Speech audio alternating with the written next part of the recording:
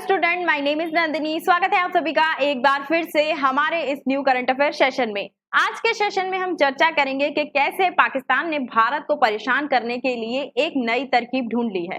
पाकिस्तान भारत के खिलाफ कोई ना कोई साजिश रचता ही रहता है। कभी वो भारत में आतंकवादी हमले कराता है तो कभी भारत के पड़ोसी देशों को भड़काता है। हम सभी जानते हैं कि भारत में होने वाले आतंकवादी हमलों के पीछे कहीं ना कहीं पाकिस्तान का हाथ होता है और जितनी बार भी किसी हमले की इन्वेस्टिगेशन की जाती है तो उसका कनेक्शन पाकिस्तान से निकलकर आता है। और ऐसी ही कुछ कायराना हरकत फिर से पाकिस्तान ने जम्मू कश्मीर में की है। उसी पर आज के सेशन में हम चर्चा करेंगे। उससे पहले मेरी आपसे एक छोटी सी रिक्वेस्ट है, अगर आप हमारे चैनल पर नए हैं तो चैनल को सब्सक्राइब कर लीजिए, वीडियो को लाइक कर दीजिए, क्योंकि जितने लोग भी वीडियोस देखते हैं बहुत कम लोग होते हैं जो चैनल को सब्सक्राइब करते हैं। तो चलिए स्टार्ट करते हैं। रिसेंटली पाकिस्तान ने ये खुलासा किया है कि वो भारत के पड़ोसी देशों के सैनिकों को अपनी मिलिट्री एकेडमी में मिलिट्री की ट्रेनिंग दे रहा है। पाकिस्तान में एक जगह है एबटाबाद। एबटाबाद में पाकिस्तान की मिलिट्री एकेडमी है, मिलिट्री ट्रेनिंग एकेडमी है, और इस एकेडमी के द्वारा एक पासिंग आउट परेड आयोजित की गई थी, ऑर्गेनाइज की गई थी, जिसमें अलग अलग देशों के जो सैनिक है वो शामिल हुए थे और वहां से ग्रेजुएट भी हुए। ऐसा करके पाकिस्तान भारत के पड़ोसी देशों को अपने साइड करना चाहता है। पाकिस्तान चाइना की तरह ही नीति अपना रहा है। जैसे चाइना और भारत के पड़ोसी देशों के साथ आर्थिक संबंध स्थापित करके भारत को घेरने की कोशिश करता है, उसी प्रकार से पाकिस्तान उन देशों के साथ अपने सैन्य संबंध बढ़ाकर भारत को घेरने की कोशिश कर रहा है। वैसे इन देशों के बड़े बड़े अधिकारी बहुत बड़ी संख्या में भारत की एकेडमी में ट्रेनिंग्स लेते हैं और इसी कारण से ये पाकिस्तान से दोस्ती कर भारत को नाराज नहीं करना चाहते। लेकिन फिलहाल ये जो देश है पाकिस्तान से अपनी नजदीकियां बढ़ा रहे हैं, इस वजह से भारत की थोड़ी सी टेंशन बढ़ी हुई है। नेपाल, श्रीलंका, मालदीव के अलावा और भी देशों के सैनिकों ने पाकिस्तान के ट्रेनिंग सेंटर में ट्रेनिंग ली है। उनमें इराक, यमन, सूडान और फिलिस्तीन तथा जॉर्डन का नाम शामिल है। लेकिन अगर हम चर्चा करें क्यों भारत के पड़ोसी देश, भारत के दुश्मन देश यानी कि पाकिस्तान से अपने सैन्य संबंध बढ़ा रहे हैं, वो क्यों उसकी अकेडमी में अपने सैनिकों को ट्रेनिंग लेने के लिए भेज रहे हैं, तो इसके पीछे कारण है इन देशों की करंट सिचुएशन।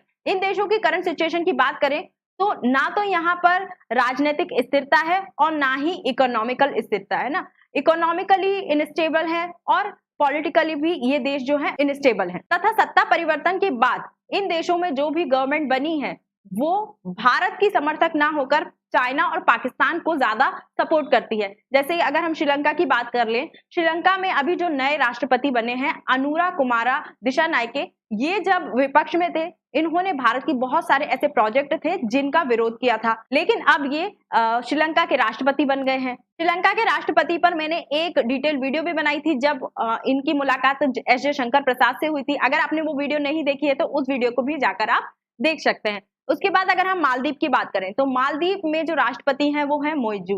मोइजू ने चुनाव जीतने के लिए या किसी और कारण से मालदीव में चलाया था India out campaign. India out campaign के बाद मालदीव और भारत के जो संबंध है उनमें बहुत ज्यादा कड़वाहट आ गई थी। मोइजू तो इतना ज्यादा एंटी इंडिया हो गए थे कि उन्होंने भारत की सेना को मालदीव से वापस बुलाने के लिए भी कहा था, जिसके बाद भारत ने वहां से अपने सैनिकों को विड्रॉल भी कर लिया था, क्योंकि मोइजू भी कहीं ना कहीं चीन का ज्यादा समर्थन करते थे। वहीं अगर नेपाल की बात करें तो नेपाल में कम्युनिस्ट जो पार्टी है उसकी सत्ता बहुत टाइम से चली आ रही है। कम्युनिस्ट पार्टी भी चीन का ज्यादा समर्थन करती है। वहीं अगर हम इधर बांग्लादेश ले लें तो बांग्लादेश में पहले शेख हसीना की सरकार थी। शेख हसीना हमेशा भारत के सपोर्ट में रहती थी।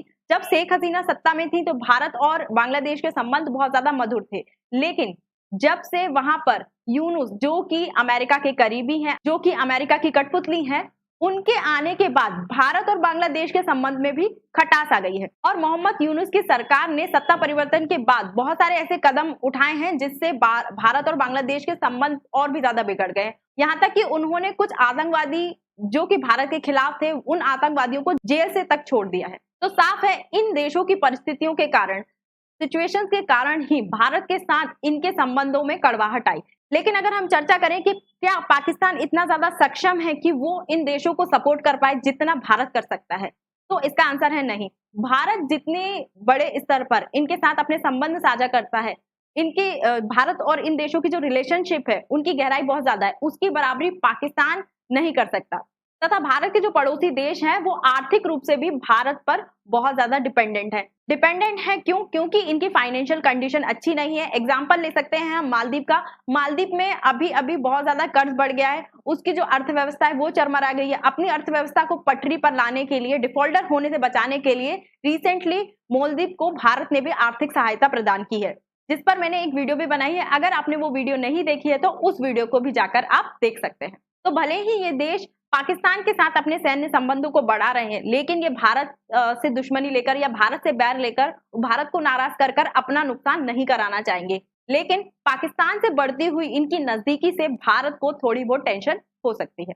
एक और पाकिस्तान भारत के पड़ोसी देशों को भड़का रहा है, वहीं दूसरी ओर पाकिस्तान अपने आतंकवादियों को भेजकर भारत में आतंकवादी हमले करा रहा है। जम्मू कश्मीर में एक जगह है जिसका नाम है गंदरबाल।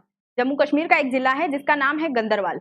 जम्मू कश्मीर के इस गंदरबाल जिले में रिसेंटली एक आतंकवादी हमला हुआ है, जिसमें लगभग 7 मासूमों की जान चली गई है। ये जो लोग मारे गए हैं ये इनोसेंट लोग थे, जवान नहीं थे, सुरक्षा बल से संबंधित नहीं थे, आम लोग थे जो कि गंदरबाल में एक टनल के कंस्ट्रक्शन में काम कर रहे थे। रविवार को हुए इस हमले में जितने भी आतंकवादी शामिल थे उनको खोजने के लिए, उनको ढूंढने के लिए भारतीय सुरक्षा बलों ने सर्च ऑपरेशन भी स्टार्ट कर दिया है। तथा पाकिस्तान के लश्कर ए तैयबा की एक ब्रांच जिसका नाम है टीआरएफ, उसने इस हमले की जिम्मेदारी ली है। तो यहाँ पर एक और पाकिस्तान जो है वो भारत के पड़ोसी देशों को अपने साइड कर रहा है, वहीं वो आतंकवादी हमले भी करा रहा है और उसके जो आतंकवादी संगठन है इसकी जिम्मेदारी भी ले रहे हैं। ये है मैप में गंदरबाल, ये जम्मू कश्मीर का एक क्षेत्र है।